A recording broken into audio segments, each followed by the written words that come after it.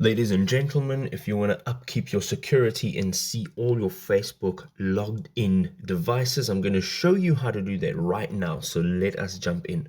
The first thing you want to do is log into Facebook on your main device and go up to your profile on the top right hand side. Now from here you will see the gear icon, and this will offer you your settings. Now, you can look either at the top or the bottom of the settings and privacy menu for the See More in Accounts Center. This is now at the top of my page. Depending on the device that you use, you may see it in a different area, and also depending on the version of Facebook you're using.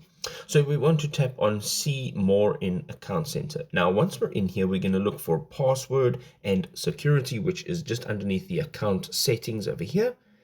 And once we're in here, we are going to now look for the where you're logged in. And we're going to open that up.